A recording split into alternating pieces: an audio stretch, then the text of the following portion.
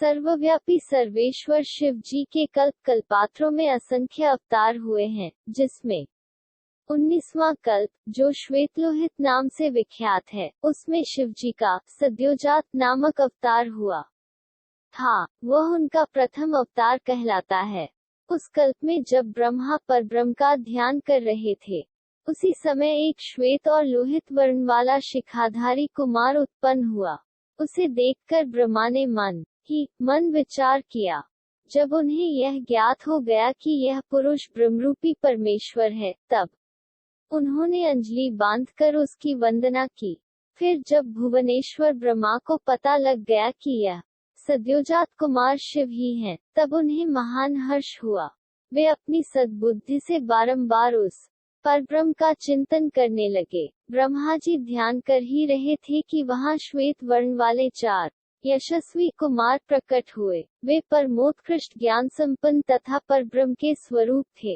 उनके नाम थे सुनंद, नंदन, विश्वनंद और उपनंदन। ये सब के सब महात्मा थे और ब्रह्मा जी के शिष्य हुए। इनसे वह ब्रह्मलोक व्याप्त हो गया। तदनंतर सद्योजात रूप से प्रकट हुए परमेश्वर शिव ने परम प्रसन्न होकर ब्रह्मा को ज्ञान तथा सृष्टि रचना की शक्ति प्रदान की। यह सद्योजात नामक पहला अवतार हुआ। तदनंतर रक्त नाम से प्रसिद्ध 20वां कल्प आया। उस कल्प में ब्रह्मा जी ने रक्तवर्ण का शरीर धारण किया था। जिस समय ब्रह्मा जी पुत्र की कामना से ध्यान कर रहे थे, उसी समय उनसे एक पुत्र प्रकट हुआ। उसके शरीर पर लाल रंग की माला और लाल ही वस्त्र शोभा पा रहे थे। उसके नेत्र भी लाल थे और वह आभूषण भी लाल तथा रंग का ही धारण किए हुए था।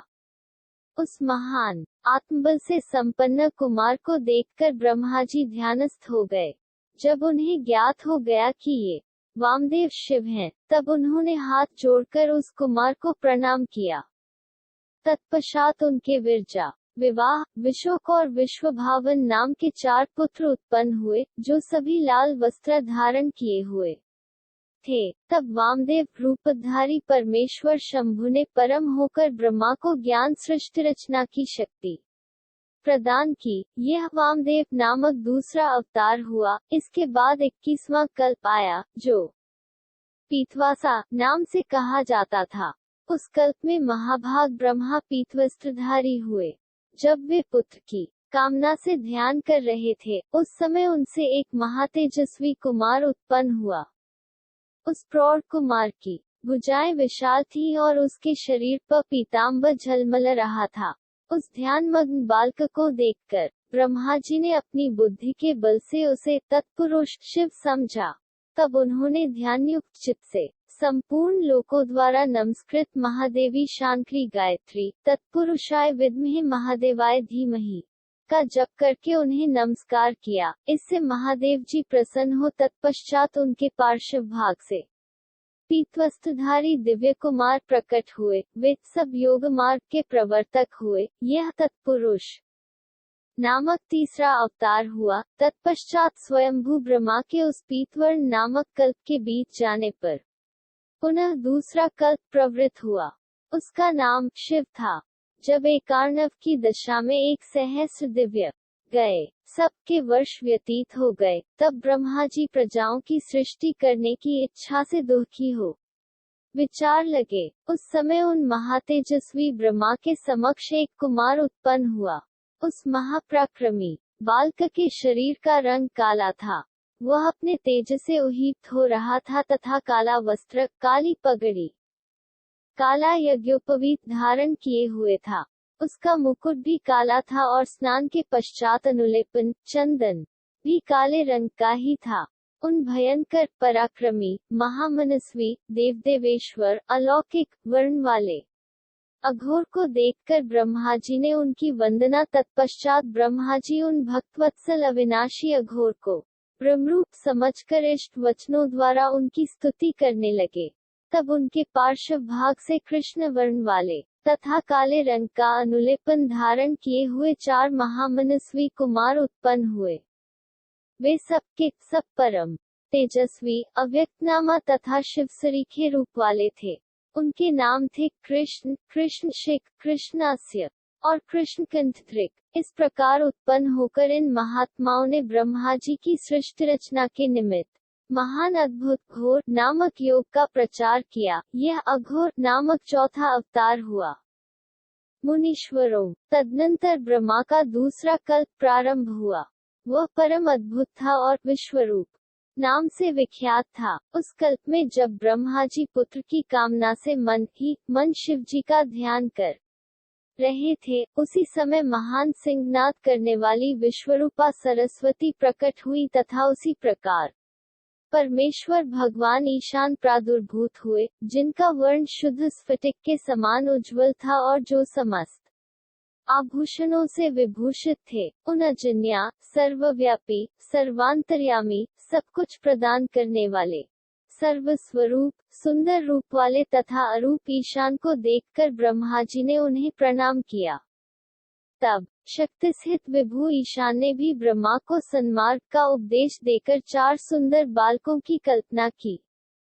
उन उत्पन्न हुए शिशुओं का नाम था जटी, मुंडी, शिखंडी और अर्धमुंड।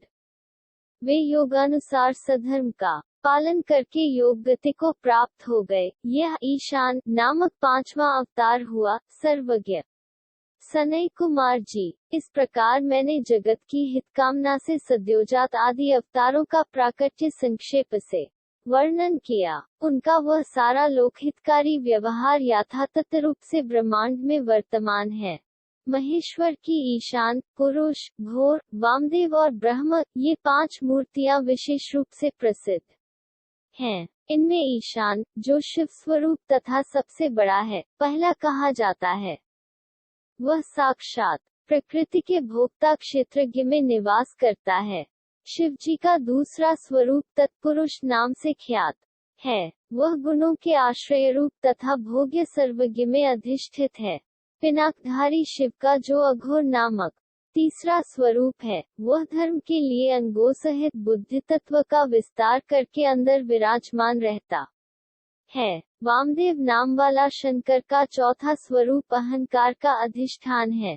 वह सदा अनेकों प्रकार का कार्य करता रहता है। विचारशील बुद्धिमानों का कथन है कि शंकर का ईशान संज्ञक स्वरूप सदा कर्ण, वाणी और सर्वव्यापी आकाश का अधीश्वर है तथा महेश्वर का पुरुष नामक रूप त्वक, पानी और स्पर्श गुण विशिष्ट वायु का स्वामी है। मनीषीगण अघोर नाम वाले रूप को शरीर, रस, रूप और अग्नि का अधिष्ठान बतलाते हैं। शंकर जी का वामदेव संज्ञक स्वरूप रसना, वायु, रस और जल का स्वामी कहा जाता है। प्राण, उपस्थ, गंध और पृथ्वी का ईश्वर शिव जी का सद्योजात नामक रूप बताया जाता है।